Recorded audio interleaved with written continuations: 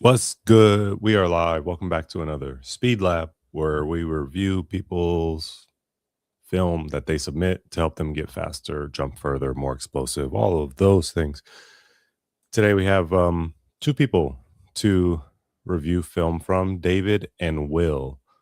I know David is interested in waiting until we can speak together on live to go over his film, so I will wait until David lets me know he's here. But maybe we'll start with Will. So let's see. Oh, David's here. What's up, David? Okay, how's it going? Um, so let's just recap for David what we went over the first session. So David says, "Hello, this is my top speed work." Oh yes, I remember. Says he has a tendency to land, strike the ground in front of his body, which is a braking motion. Force landing on your toes, which is a break as well, and shoulders sitting back. I need shoulders down and going down the track. Okay. It's going great. Good, David. Glad you're here too. Let's go over your film. Okay. Your most recent submissions. Let me read what you wrote. So David's a sophomore, started running in the 8th grade. So got about 2 years under his belt. 1170 300-meter dash. If I had to guess, David, your goal is to go sub 11, huh? And 2418 200 going into junior year. Okay. Oops.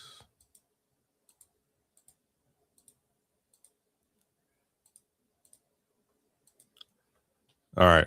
Let's do it, David. So, how'd you share this with me? This one's first. I see. Okay. So let's see what we can find out, David. I'll do my best to help give you some instruction as far as what you can do moving forward here. And here we go. Now, you guys, does vertical look better? Some recordings are a little bad, but it's okay. More is better, and we'll determine if we should just skip a recording to move on to the next one. Okay. So Dave's doing block starts here.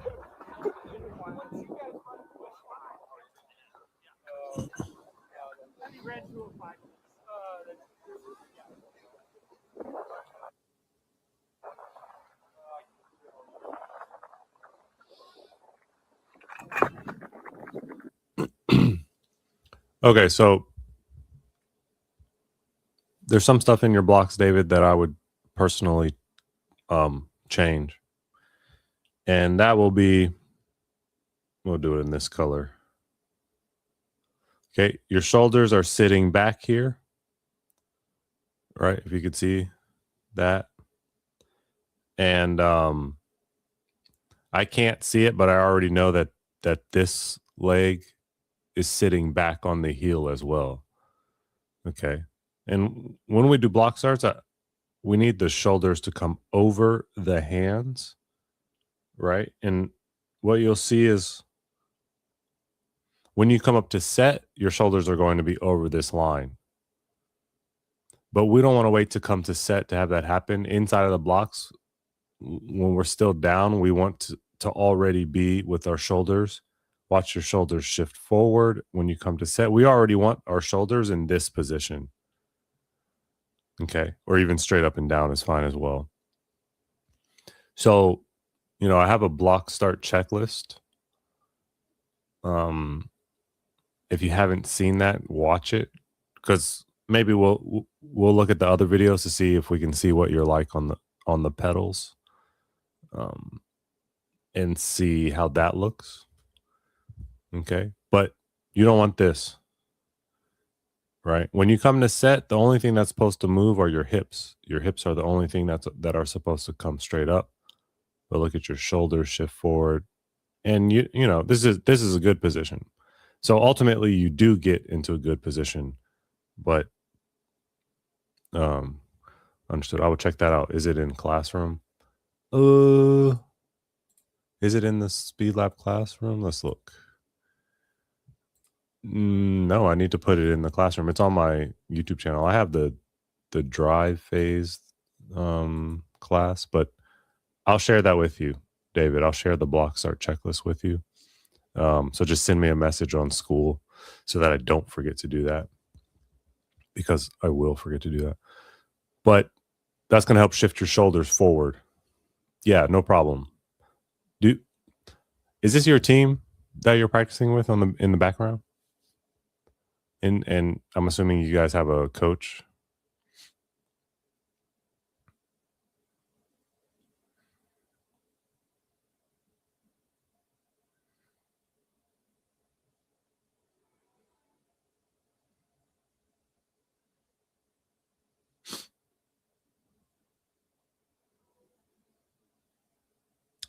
Okay.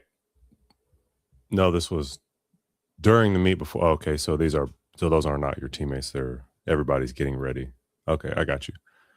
I feel like your angle is a little low as well, right? I like the way that you push off here.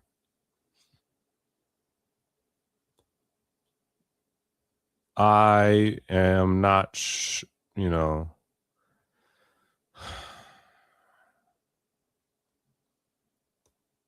Do you feel like you're falling onto like you're falling in the beginning sometimes? Okay. So here's an easy fix for you. Okay. So you're in a good position here. And from time to time, not always. Oh, yeah, that's okay. We're gonna look at some other videos too, David. This is just the first one. But I just feel like this.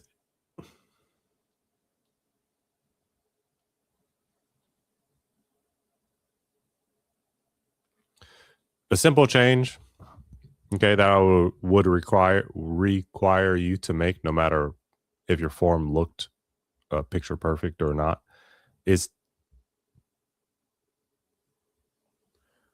okay. Your eyes are straight down at the track. This is why I asked if it feels like you're falling into the track. I believe this is why, in my opinion, you know what? Maybe I was too zoomed in. This looks okay. I don't know, but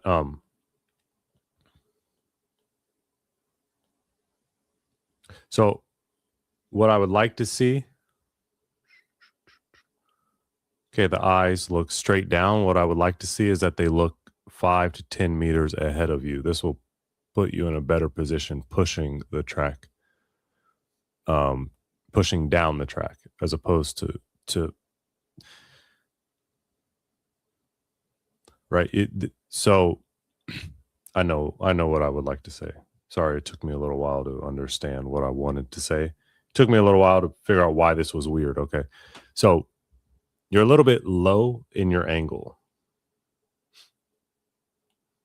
right? Here. A better angle would be up here. And the reason why, this is not something that you need to actively think about, David, while you're doing your reps in practice. Very simple fix is, as I kind of briefly said, but didn't end up finishing, is to get your eyes from looking actually like our body will follow our eyes always. So sprinting, jumping, driving, walking, your body's going to follow your eyes. And yeah, David says, so fix my angle to be a little bit higher and looking down the track. That would be helpful. Yes. All you need to do to fix this problem, rather than like conceptually think about it, like we're going over it in very much detail right now, but when you're sprinting, you don't do that. All you want to do is shift your eyes from looking straight down to looking down the track that way, right? So a great marker in the 100 is the triangles for the exchange zone, for the relay exchange zone. They're going to be 10 meters down the track. when I'm in the set position, I'm here. And then as soon as the gun goes off, I look through my eyebrow at those triangles down the track, and I keep my gaze 10 meters down the track. Okay. And I'll explain why this matters right now, actually. Helios, how do I send my film? Click the link in the description, and it'll take you to this page. 1 second, David. It'll take you here, and you can submit your film here. Okay. Helios, you've stopped by before, huh? I feel like I remember that name. But follow the link in the description, and it'll take you to my page where you can submit your film. Okay, David. So just shift your eyes that way, right? And the reason why this is important is because of how this foot, you're just falling onto this foot. Look, it just it waits for the ground, right? When you have a better angle, it will give you time. I'm gonna give you, you got to give a little love, and then you give a little criticism. This is great extension here.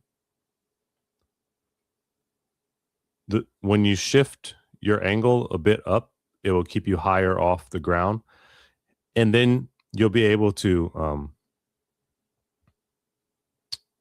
oh, didn't mean to do that. Okay, this foot that you're just falling on, it has to come back and attack the track, right? So instead of it landing like that, it should actually land further back like this. But because of the low angle that you're at, you don't have time to do that. You don't have time to fire this hamstring, right? Because this is how it happens. This hamstring fires and snaps the foot back down this way. And right now you're just landing flat. This is kind of killing your momentum. You're basically restarting the race from here because you're so low. Right, David? Yeah, I feel like I noticed I don't push myself forward out of the block and then attack the track. I feel I don't attack but land, like you said. Yeah. Okay. So that was a lot of instruction and a lot of if we were in person and we were at a meet, I would hold all this instruction and wait until practice to give you this much feedback. Inside of the meet, all I want you to do is to shift your eyes from here to out there, and it will help fix a lot of the things, right? And this just takes practice.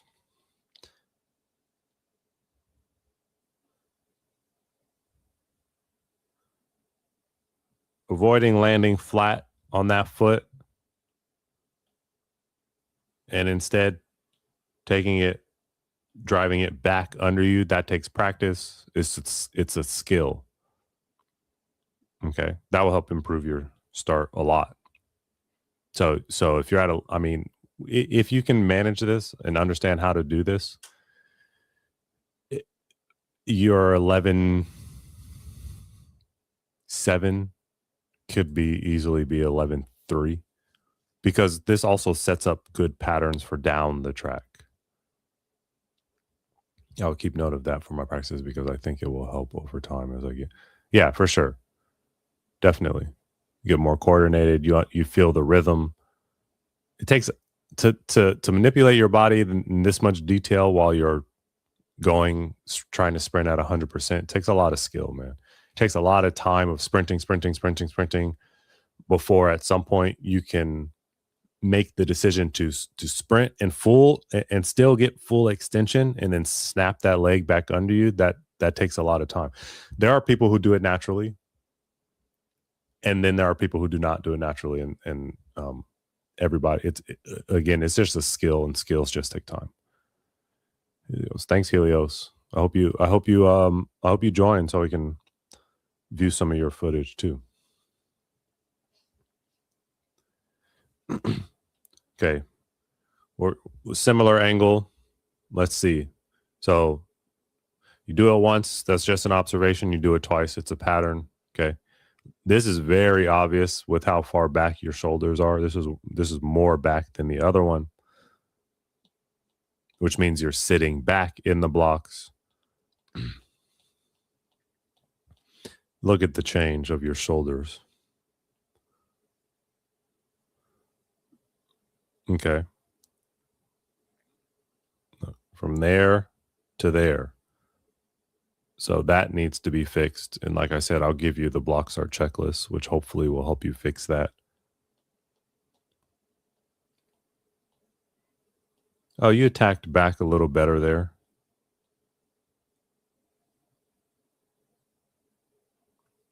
That one was a little better. Still a little flat in front of you, but that was a little better. So, David, do you have a coach or?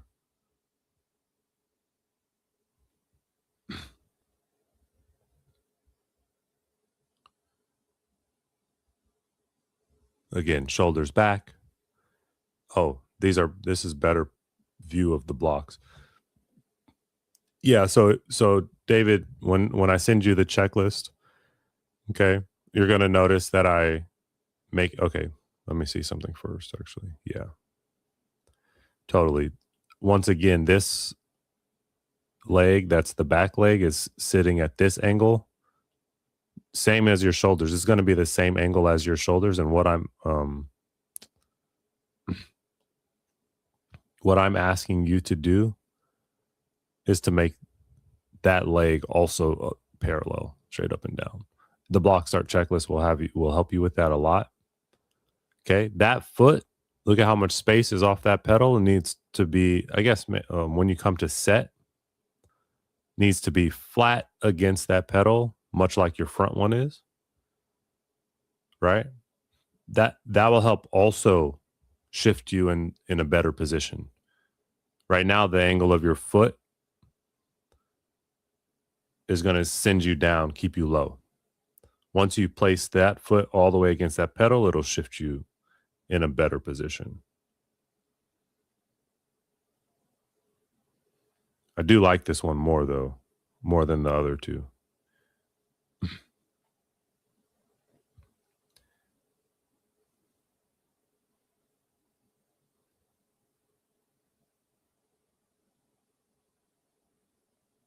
Yeah.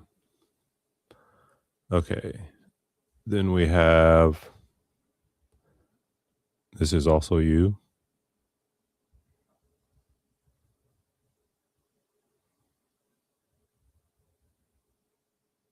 Yeah. I'll keep that noted. Okay. I also think this will help a lot, as my coaches don't really help me get better because they kind of just tell me to go faster. Yeah. When you start to get to like, and I think you can improve, 11.7 wouldn't surprise me if by senior year you should get to 11.1, hopefully 10.9. That would be a big goal for you. That would require, if you're interested in breaking 11, David, it's from what I've seen, it's probably possible. I have to look at more though, for sure. But it's going to also require you to kind of change a lot about how committed and dedicated you are to the sport. I don't know right now how committed or dedicated you are. I just know what it takes to run sub 11. And yeah. Yeah. When you start to get fast, it's difficult for many coaches to figure out what to teach. How do you coach someone who runs 9.8? What do you tell them? How do you coach someone who runs 10.0? What do you tell them? How do you coach somebody who runs 10.5, 10.7? It's obvious when you run 16 seconds in the 100, there's probably a lot of things that can happen to help make you faster. But once you start to break 12 and get to the 11.40s, 11.30s, 11.20s, 10.90s, 10.60s, what do you then coach your athlete to do? That's the question.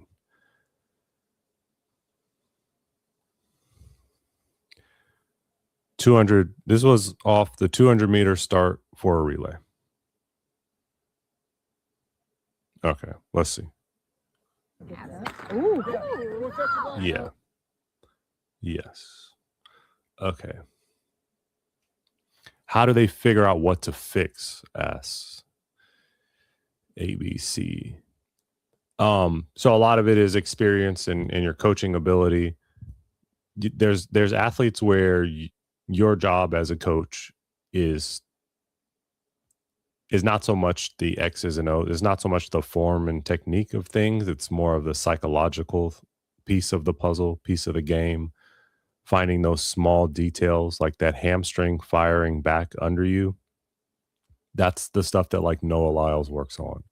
Right. So those are elite level tips, like, and then if I try to tell my like high school athletes the same thing, just because, not because they're not fast, but because they're not professional runners, they're going to be like, how do I fire my hamstring to drive my foot back under my hips? Like, that's really difficult to do. But things like that, you have to know, again, for myself, I'm learning from more coaches that are better than I am. Right. And they learn from coaches who used to be better than they were. So, there's a lot that goes into figuring out what to fix when you have like elite level runners. But at that point, they do become obsessed with every step. Right? There's 46 steps, 47 steps in the 100. My job is to make them every step perfect. But perfect meaning based on my physiology and psychology and biology and chemistry, because it changes for every person.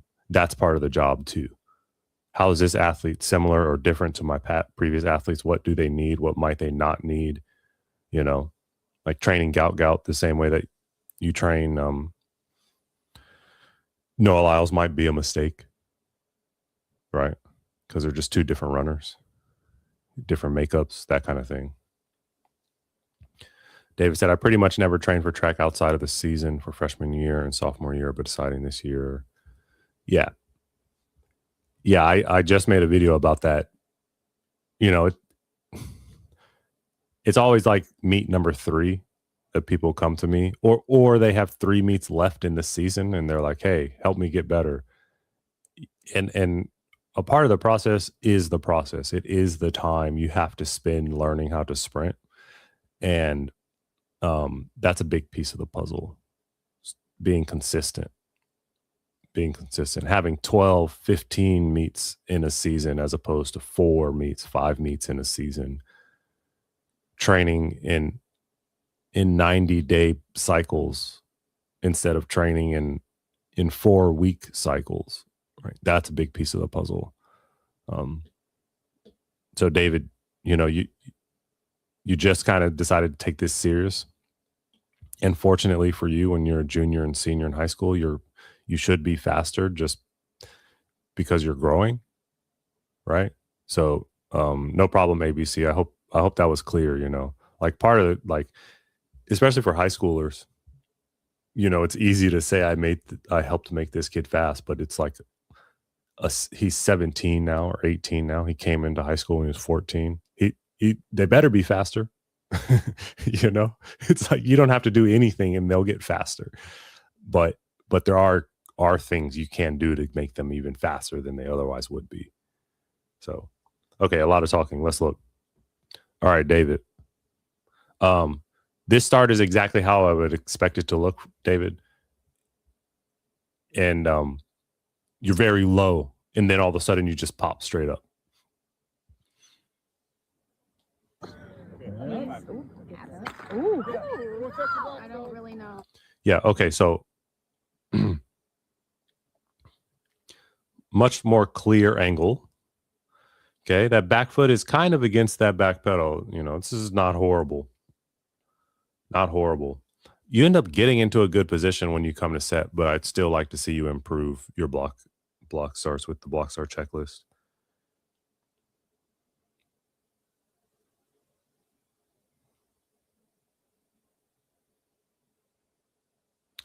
The only thing I'm worried outside of training is during football season, I don't know how to balance that, or would I have to wait until winter to properly train again? So very familiar with the football track dynamic because of my past. And when you're in football season, do football. When you're in track season, do track. Okay. What position do you play?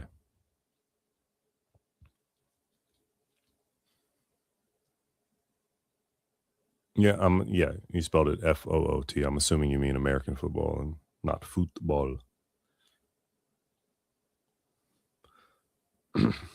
Okay, too low. We already talked about how to fix your angle. If you see here too, David, your eyes are straight down. Straight down. If you get them out, it'll help change a lot of things for you. Then you drive for you're picking up good speed. Like once you actually get in this is a better position. Right? Should be your drive position.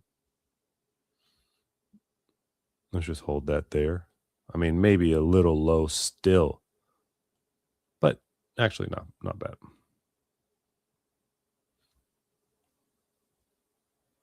Look pretty similar, I'm not going to lie. But it's definitely too low. Eyes up. Now your drive phase was the reason. Look at this third step here. So 1, 2, nice and open. 3, almost a crack. Was that 3? Let me see. I don't really know. Oops.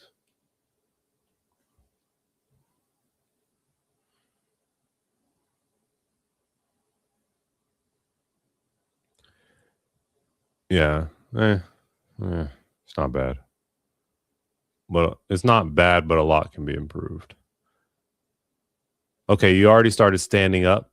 You forgot about your drive phase. There's a drive phase still in the 200 and the 400. Okay, and you're standing up. We'll call it 7 meters down the track. You've already stood up and got into your regular sprint form, which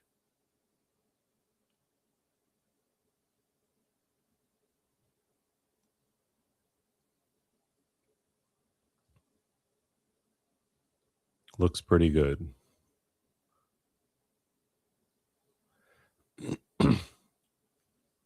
Looks pretty good.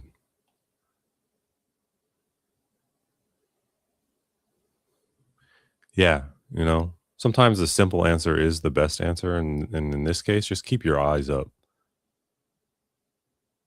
Stop staring straight down at the ground.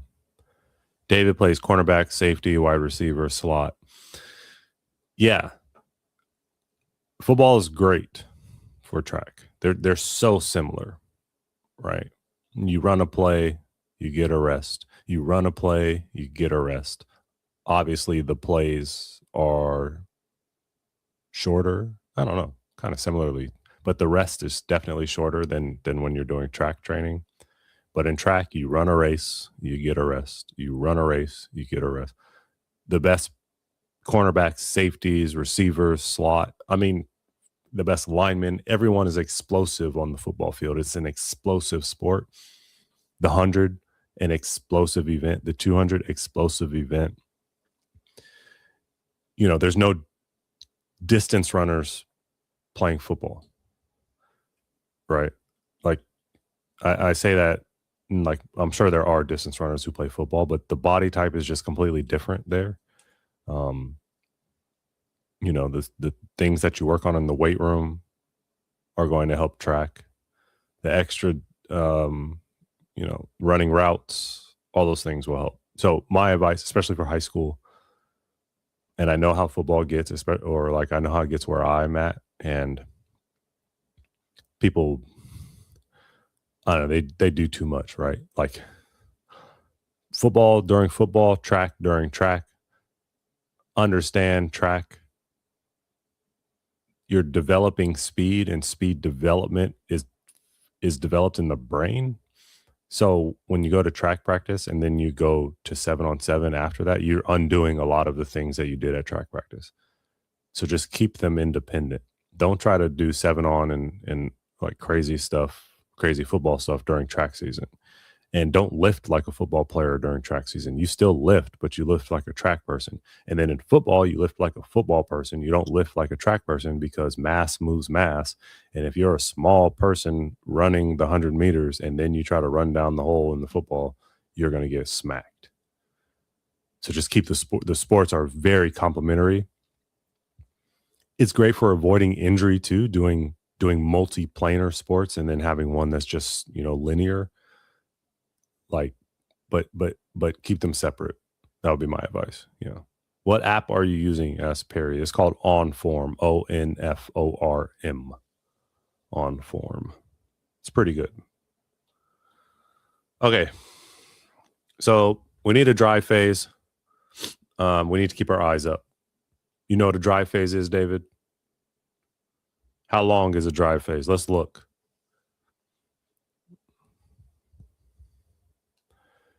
Gabby Watermelon says, that's what I'm saying because my parents told me I should do cross country to help me with track, but I do sprints, so it doesn't make sense. No, it doesn't make sense to do cross country and consider yourself a sprinter. First of all, how old are you? Age matters. When you're younger, you can do more. When you're younger, you can be the kid who runs 2 miles, the mile, the 800, the 400, the 200, the 100, the long, and win everything. When you're in high school, you can't do that.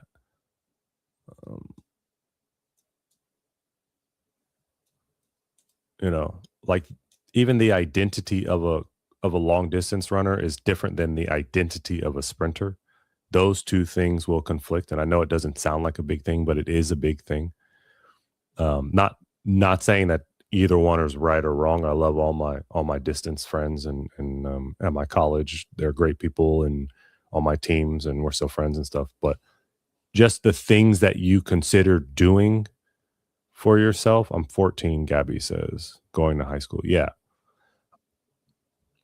I would highly recommend against running cross country if you're looking to improve in the sprints. Different energy systems, different muscle types, right? Muscle fibers, type 1, type 2, fast twitch, slow twitch.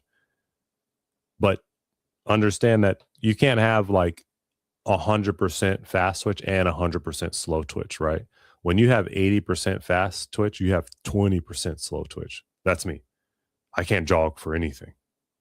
Like, it's embarrassing. My mile time is embarrassing. But my 100 time is like good enough to earn a scholarship out of college, right? Like, because the fiber types matter so much, right? We used to make fun of the distance kids because they couldn't touch the roof in the locker room, and the roof is 8 feet.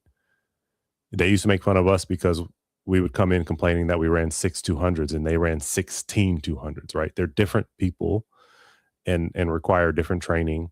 And cross country is great for the 2 mile. I wouldn't even consider cross country great for the mile. But again, in high school, you have a bit more freedom. But in college, you're not going to get away with that. Okay, Gabby? Sorry if I'm talking passionately at you. It's not at you. It's just because the topic itself is brought up sometimes. So I would recommend not to run cross country. I would recommend to get on an indoor track team. Thanks. I'm showing this to my parents right now because I'm focused on speed. Yeah. There's other stuff you can do, right? If they're worried about you having activities to do, like after school, which would be my parents' concern, there's other stuff you can do. There's the track preseason starts in September, right? Like cross country season starts now, but there's training camps, there's summer teams. Joining summer team would be a much better option for you. Getting a trainer to work on speed stuff will be a much better option for you. Doing weight room stuff will be a much better option for you. You're just going to have a conflict if you do cross country and sprints, and it won't be one that you will enjoy. Yeah. All right. Great question, Gabby. And there's more that I want to say, but if you have more questions, just ask me. Get back to David. I don't know too much about phases, so I won't try and guess. I'm sure I need to learn this right now. Yeah, you do. What lane are you in? Did you tell me in the thing?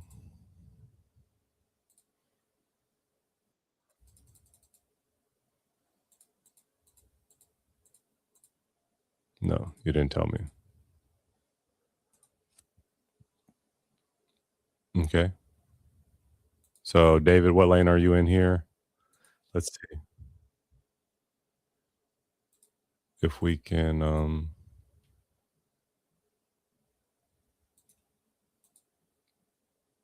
still there.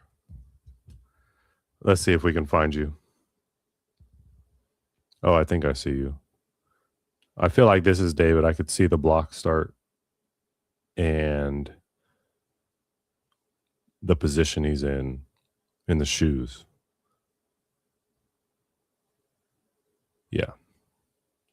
Okay, that's got to be David. Fourth lane. I know I'm like left to the reft in the white jersey. Yep. There you go. I could see it from the block start there, young man. Okay. Again, good extension off those blocks. Eyes straight down. Look at everybody in your race. Eyes are straight down. Except for he looks like his eyes are actually out a bit.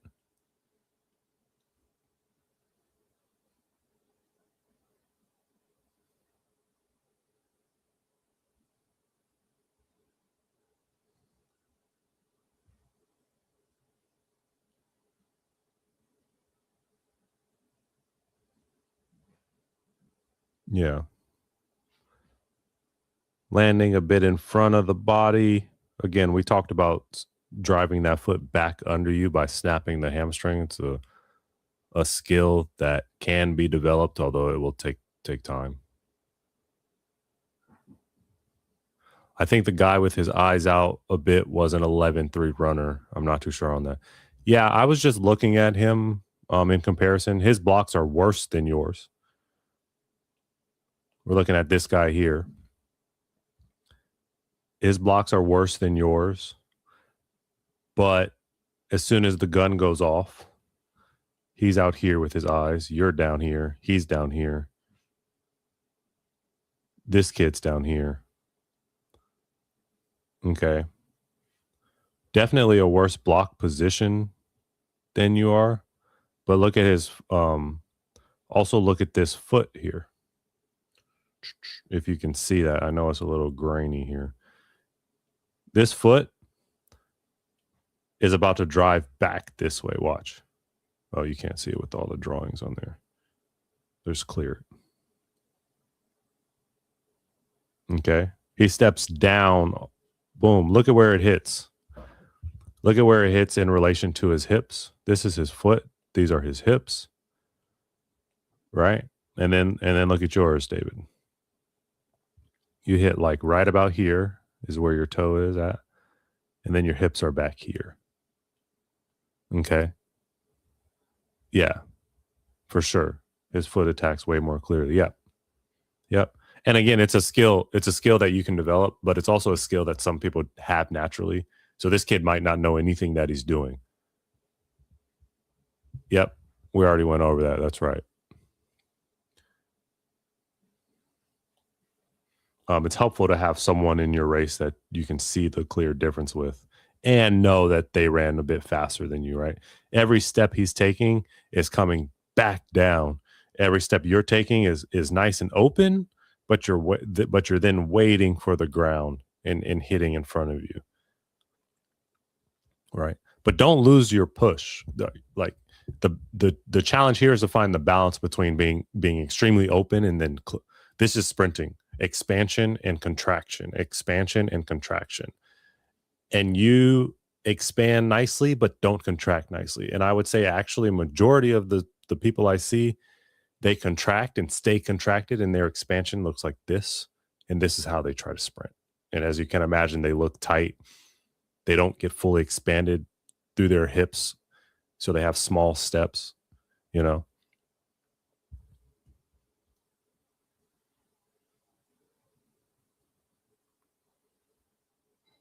Looks like you're keeping up with that guy.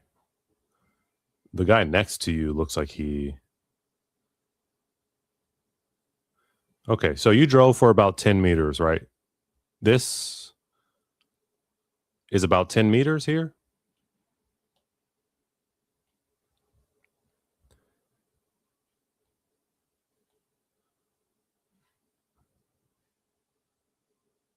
And you need to still be in your drive phase. If you look at the guy next to you, hard to see. This guy here, he's driving still. And again, hard to see. It looks like he's still driving. And that's probably 20 meters. That's probably 50. That's probably 15, 16. That's probably 20 meters down the track. He's still driving. You've stood up. Right? He stood up. He stood up. He stood up. And the person in the lead is still driving, which also means further down the track, he's going to have more power than you. Yeah, the one thing my coaches did talk to me about was I look very relaxed when I run, but I still have plenty of problems that you have addressed along. Yep. Relaxed is another piece of the puzzle that's almost more difficult to coach. Teaching someone how to be relaxed while they sprint, because it's contradictory to sprint. Right, sprinting is max effort, although you should know how to sprint properly at 80%, 70%, 75%. But most people consider it a max effort thing, and it's hard for people to conceptualize. It's hard for people to understand what max speed but relaxed is, and you have that, which is good. That kid was on Notre Dame's team, a team at the meet. I think. Oh, I know Notre Dame. You live. Is this in California? I think the kid next to me was running 11-1 as his PR. Yeah. Yeah. Okay. So I'm going to send you the Blockstar checklist. You're going to understand and begin to learn what driving for 30 meters means, a drive phase for 30 meters. And you're going to keep your eyes out at the track, 10 meters ahead of you in drive phase instead of straight down. Okay? Those are the things that I need to see from you. It's an academy. Oh, Green Bay, Wisconsin. I do know there's a lot. Okay. Yeah, there's a high school. Obviously, there's the college, but there's a high school in my area. Not in my area, in my state, called Notre Dame, and they're pretty good. Okay. Gabby asks, if I run like a 15 in the 100, I'm trash. What should I aim to improve next year? Gabby, do you have film? You run a 15 and you're 14 years old. You're going into high school.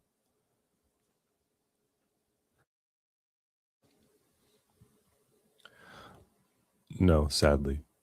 Do you do the 200 or the 400 or even the 800? What are your times if you do? I don't know that you're trash, Gabby. I have to see you do stuff and just figure out where your strengths lie. I only did 1 year. I did the 200 before. Okay. So also if you're new, then you haven't, a lot of track is figuring out what you're good at. Yeah. Thank you, David. That's helpful. Just try recording with your phone during practices or get a friend to. I usually ask a friend to record with my phone. Hopefully that helps. Yep. Getting good film. I can tell a lot from film. Like, it's definitely not as good as being in person, but I can help so many more people this way. All right. In person, I'm very limited. But film helps a lot. My 100 PR, Gabby says, is 15:06, and my 200 is 32:33.